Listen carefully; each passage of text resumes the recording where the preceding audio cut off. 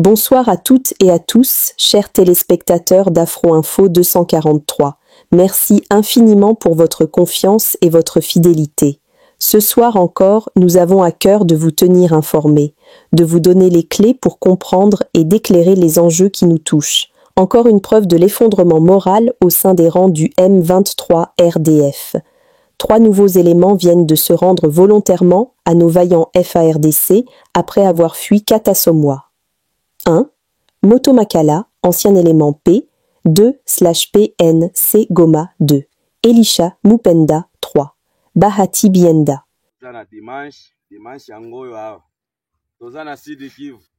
Dimanche, octobre 19, 2025.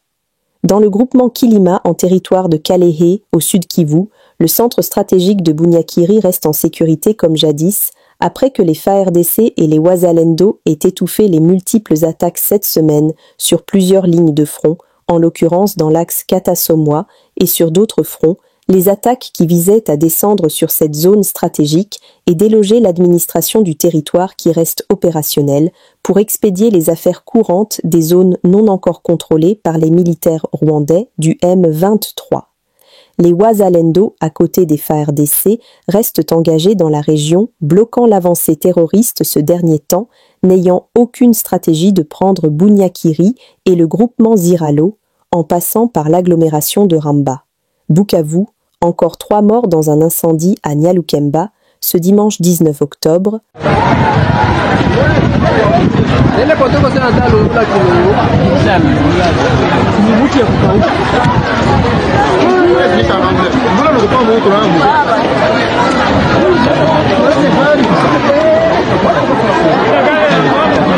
En date du 18 octobre 2025, une femme appelée au nom de Kavugo Fataki a mis au monde 3 enfants au centre de santé Buleza. Nous demandons aux personnes animées bonne volonté de venir en aide, car cette femme vit dans un étang de désespoir. Le président de la République tient à ce que les effets positifs de cette dernière, déjà perceptibles à travers la légère baisse des prix de certains produits, se traduisent rapidement et de manière tangible dans le panier de la ménagère. La vérité et la transparence des prix sur les marchés doivent être scrupuleusement garanties afin de préserver le pouvoir d'achat des ménages, de consolider la stabilité monétaire et de prévenir toute dérive spéculative susceptible d'alimenter l'inflation. De ce fait, a-t-il insisté, des pratiques opportunistes, les ententes illicites et les manipulations spéculatives observées auprès de certains opérateurs économiques constituent une atteinte grave à la transparence du marché et sapent la confiance du peuple dans les institutions publiques. Pour renforcer la confiance des citoyens dans la monnaie nationale, le président de la République affirme que la stabilité monétaire conquise doit se refléter dans la vie quotidienne.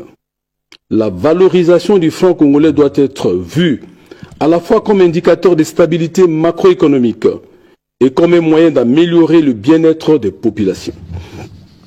À cet effet, il a instruit le vice-premier ministre, ministre de l'économie nationale, ainsi que l'ensemble des ministres intervenant dans le secteur économique, à renforcer la surveillance, la traçabilité et la transparence dans les circuits d'approvisionnement et de distribution.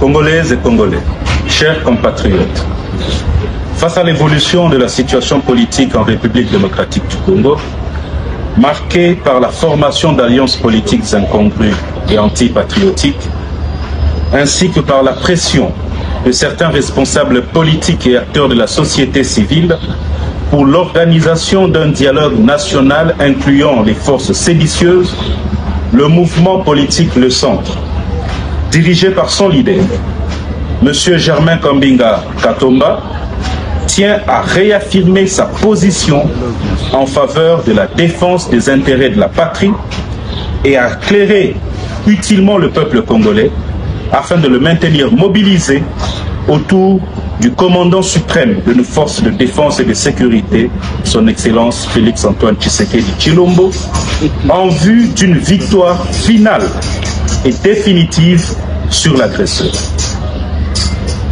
De la position officielle du Centre, le Centre rappelle comme il l'a toujours fait depuis le début de cet énième épisode d'agression de notre pays par le Rwanda, qu'en situation de guerre et de menace contre les intérêts vitaux de la nation, tous les Congolais ont la responsabilité et le devoir sacré de se rassembler de manière désintéressée autour des institutions de la République, au premier rang desquelles on trouve le président de la République, commandant suprême de nos forces de défense et de sécurité. Il n'existe en effet aucune protection durable de la souveraineté nationale, ni de notre intégrité territoriale, si cette unité fait défaut, et que le commandant suprême n'est pas accompagné d'une forte adhésion de toutes les couches de la société. Ce n'est pas en temps de guerre qu'il convient aux acteurs politiques ou de la société civile de s'abaisser dans la pratique de la politique politicienne, d'autant plus que l'accent mis sur l'agression rwandaise ne constitue ni un positionnement politique, ni la recherche d'un bouc émissaire pour justifier des problèmes internes, mais bien une réalité documentée par plusieurs rapports du Conseil de sécurité des Nations Unies, attestant du franchissement de nos frontières par l'armée rwandaise et ses tentatives de créer, à l'est de notre pays, une entité étatique sous influence directe de Kigali. De la cohésion nationale. En outre, le Centre reconnaît la nécessité d'une cohésion nationale renforcée en cette période où les fondements de notre nation sont ébranlés par l'agression rwandaise. Il encourage donc la tenue d'un dialogue entre tous les fils et filles du Congo, animés par un esprit patriotique, afin de s'unir au-delà de nos divergences politiques pour faire face à l'ennemi commun, l'agresseur rwandais. Cependant, tirons les leçons des dialogues passés, notamment celui de Sun City, qui a entraîné un lourd endettement social pour notre peuple en raison de notre manque de vigilance. Le centre met en garde contre la reproduction aujourd'hui du même schéma. En effet, ce dialogue avait conduit à l'infiltration de nos institutions par les forces qui nous faisaient la guerre. Un nouveau dialogue qui réunirait des patriotes face à des représentants des intérêts de l'agresseur serait une erreur historique, car il aboutirait au même désastre et constituerait une nouvelle dette sociale dont le coût serait supporté par les générations futures. Des conséquences politiques et constitutionnelles de l'agression rwandaise. Conscient de sa responsabilité devant l'histoire et le peuple congolais, le centre invite la classe politique à tirer les conséquences des changements irréversibles engendrés par l'agression rwandaise sur notre démocratie et sur notre avenir constitutionnel. Cette agression, menée à travers la FCM 23, a profondément fragilisé notre système institutionnel et notre constitution. Quelle qu'en soit l'issue, il devient impossible d'envisager le statu quo constitutionnel actuel dorénavant. Pourtant, le centre observe avec gravité que certains opposants, de manière délibérée ou inconsciemment, ignorent cette réalité et sont occupés, sous couvert d'appel au dialogue ou de prétendus ajustements institutionnels, à chercher en réalité un raccourci extra-constitutionnel pour procéder de manière éhontée à un détournement de la souveraineté du peuple. Leur objectif en réalité, et inavoué, est de replacer et de remplacer le peuple congolais et de replacer le peuple congolais dans un rôle de simple spectateur de son destin, comme aux heures sombres du passé, alors qu'il s'est résolument affirmé comme acteur de la vie politique nationale et que chaque élection depuis 2006 a renforcé ce pouvoir légitime et irréversible. Des 5 scénarios possibles à l'issue de l'agression rwandaise. Dorénavant, le centre annonce que 5 scénarios sont possibles comme dénouement de l'agression rwandaise.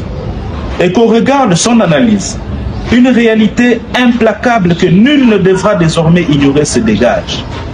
la Constitution de la République démocratique du Congo ne pourra survivre à l'agression rwandaise, et cela peu importe l'issue de cette guerre.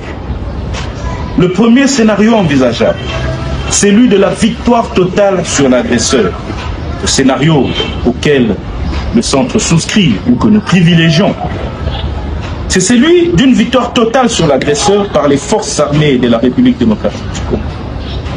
Une telle victoire conduirait nécessairement à un processus de remise en question et de catharsis nationale afin de comprendre les profondes causes de notre faiblesse face à des pays dont la taille et la position géostratégique devraient en principe les prédestiner à un rôle secondaire par rapport à notre nation. Cette remise en cause aboutirait inévitablement à une refondation profonde de notre ordre constitutionnel, car le peuple congolais ne saurait plus accepter d'être régi par des textes qui, pendant 3 décennies, n'ont fait qu'accompagner la guerre, la pauvreté et le sous-développement. Comme deuxième scénario, c'est la prise de pouvoir des forces séditieuses. Si par l'impossible, les forces séditieuses et leur soutien parvenaient à renverser les institutions légalement établies pour instaurer un pouvoir fantoche à la solde de Kigali, l'ordre constitutionnel actuel s'effondrerait certainement. L'hypocrisie des dirigeants de l'AFC M23 serait alors manifeste, parce que tout en prétendant défendre la constitution actuelle, ils militent pour un fédéralisme qui ne pourrait exister qu'à travers un changement de cette même constitution. Leur discours n'est donc qu'un prétexte qui vise à s'arroger à eux seuls le droit de refonder la République au mépris de la volonté du peuple, mais en faveur de leur maître, le régime agresseur de Kigali. Le troisième scénario, c'est celui d'un dialogue dévoyé. Un dialogue entre le gouvernement, les rebelles stipendiés par le Rwanda et une classe politique dépourvue d'élan patriotique reproduirait certainement le modèle de Sun City, où chacun chercherait à se positionner pour avoir des avantages personnels. Cela conduirait inévitablement à la mort définitive d'une constitution déjà affaiblie et à la ruine du projet démocratique congolais.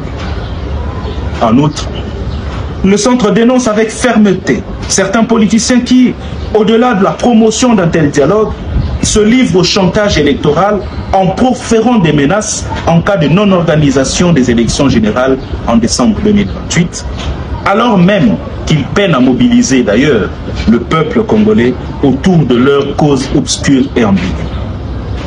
L'histoire démontre qu'aucun peuple allant du Royaume-Uni en 1940 et de l'Ukraine à l'Ukraine aujourd'hui, aucun peuple n'a jamais placé les élections au-dessus de la souveraineté nationale et de l'intégrité territoriale de leur nation lorsque celle-ci était menacée. Le peuple congolais, à l'instar de ces peuples, ne se laissera pas distraire par des ambitions égoïstes au détriment de la survie de la République. Comme quatrième scénario envisageable, c'est le risque d'élimination physique du chef de l'État.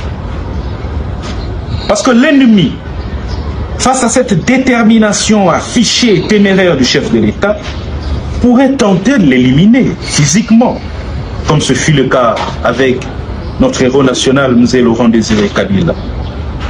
Une telle tragédie provoquerait un véritable séisme institutionnel dont la constitution actuelle ne sortirait pas indemne. Le centre exhorte donc nos forces de défense et de sécurité à redoubler de vigilance, car l'ennemi reste déterminé à asservir notre peuple et à s'emparer des richesses de notre pays par tous les moyens. Et comme cinquième et dernier scénario, c'est la mise en place du projet de balkanisation. Parce qu'enfin, si la République ne parvient pas à se renforcer pour récupérer les territoires occupés, on pourrait assister à l'imposition d'un référendum d'autodétermination dans les zones envahies, ouvrant ainsi la voie à la balkanisation du pays. Certains politiciens, complices ou naïfs, cherchent à minimiser ce danger.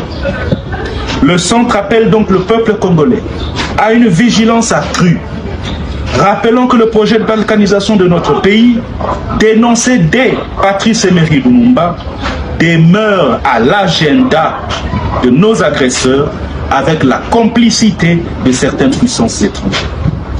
Et que la naissance d'un État fantoche et soumis à l'agresseur à l'est de notre pays conviendrait parfaitement à certains États de la région des Grands Lacs qui ont tout intérêt à voir le Grand Congo faible et s'empresseront de le reconnaître et de le consolider. Dans ce cas également, la Constitution de la République sera annihilée. Comme conclusion, nous disons que fidèle à sa vision d'un Congo fort, uni et souverain, le Centre réaffirme son engagement total aux côtés du peuple congolais et de son chef, son Excellence Félix-Antoine Tshisekedi Tshilombo, commandant suprême des forces armées et garant de l'unité nationale. Face à l'agression injuste et répétée menée contre notre pays, l'heure n'est ni à la dispersion, ni au calcul politicien, mais à l'unité sacrée autour des institutions républicaines. Le Congo ne se construira que par la loyauté, la détermination et la solidarité de ses fils et filles. Le centre appelle donc tous les patriotes, où qu'ils se trouvent, à rester mobilisés, vigilants et résolus à défendre la patrie jusqu'à la victoire finale. Car, comme l'enseigne l'histoire des grandes nations, aucun peuple n'a jamais bâti sa liberté dans la division, ni sa souveraineté dans la compromission. Ensemble, unis derrière notre drapeau, nous triomphons. Le peuple est au centre. Vive la République démocratique du Congo. Vive le valeureux peuple congolais. Fête à Kinshasa le 18 octobre 2025 pour le centre et sous la direction de son Excellence Germain Kambinga, Dr Rodrigue Mwamba, secrétaire général. Je vous remercie. Nous sommes arrivés à la fin de cette édition. Merci à vous de nous avoir suivis jusqu'ici. Si vous avez apprécié ces contenus, n'oubliez pas de vous abonner à notre chaîne, d'activer la cloche de notification pour ne rien manquer de nos prochaines vidéos. Likez et partagez cette vidéo. On se retrouve très prochainement. À bientôt.